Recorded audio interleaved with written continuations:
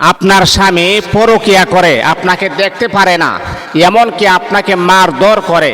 পরকীয়া প্রেমিক যে ওই ব্যক্তি, ওই মহিলাটা যা বলে আপনার স্বামী তা মাথা পেতে শুনে। তার 2টা সন্তান আছে, সন্তান থাকার পরেও তাকে আপনি ফিরিয়ে আনতে পারতেছেন না। আপনার স্বামী পরকীয়াতে লিপ্ত হয়ে গেছে, এই জঘন্যতম পাপের কাজে জড়িত হয়ে গেছে। এখন কিভাবে আপনি আপনার স্বামীকে পরকীয়া থেকে ফিরিয়ে নিয়ে আসবেন? মা বোনদেরকে আমি দৃষ্টি আকর্ষণ করে বলছি, শুনেন, স্বামী যদি মনে করেন পরকীয়াতে লিপ্ত হয়, এই স্ত্রীর যতই মনে করেন সুখে থাকুক বা আনন্দে থাকুক, তার কিন্তু ঘুম হারাম হয়ে যায়।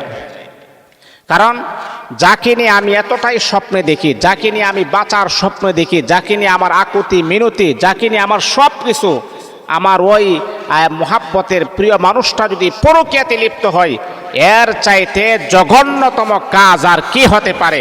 ওই নারীটা অন্তর থেকে সে মরে যায়। এই জন্য আমি আপনাদেরকে সাজেস্ট করব, যদি আপনার স্বামী পরকীয়া করে তাহলে আপনি একটা আমল করুন।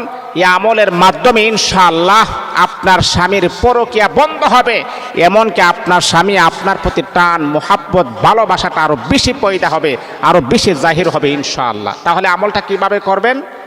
আপনি প্রথমে উযু করে নেবেন। উযু করার পরে আমি আপনাকে বলবো, তাহাজ্জুদের সময় রাতের শেষ ভাগে 2 রাকাত অথবা 4 রাকাত নফল নামাজ আপনি পড়বেন। নফল নামাজ পড়ার পরে বসে বসে আপনি 3 বার দুরূদ শরীফ পড়বেন, 3 বার ইস্তেগফার আপনি পড়বেন। এগুলা কমপ্লিট হওয়ার পরে বিসমিল্লাহির রহমানির রহিম, আল্লাহ পাকের নামটা আপনি, এই আয়াতটা, এই নামটা আপনি 786 বার আপনি পড়বেন। একেবারে চোখ বন্ধ করে আল্লাহ পাকের উপরে পরিপূর্ণ আস্থা, আল্লাহ পাকের উপরে পরিপূর্ণ ভরসা নিয়ে 786 বার আপনি পড়বেন।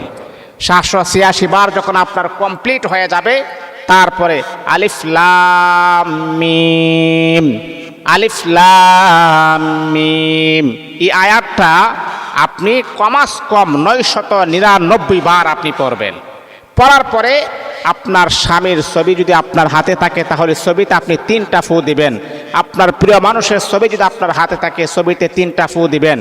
ইনশাআল্লাহ দেখবেন আপনার প্রিয় মানুষ, আপনার ভালোবাসার মানুষ, আপনার স্বামী, তার পরকীয়া কয়েকদিনের ভিতরে বন্ধ হয়ে যাবে। আপনার প্রতি তার টান মোহাব্বত ভালোবাসা আমার আল্লাহ সৃষ্টি করে দিবেন, তার পরকীয়াটাও দুনিশাত হয়ে যাবে। এই আমলটা শুধু স্বামীর জন্য করতে হবে, অন্য কাহারও জন্য করলে কিন্তু কোনো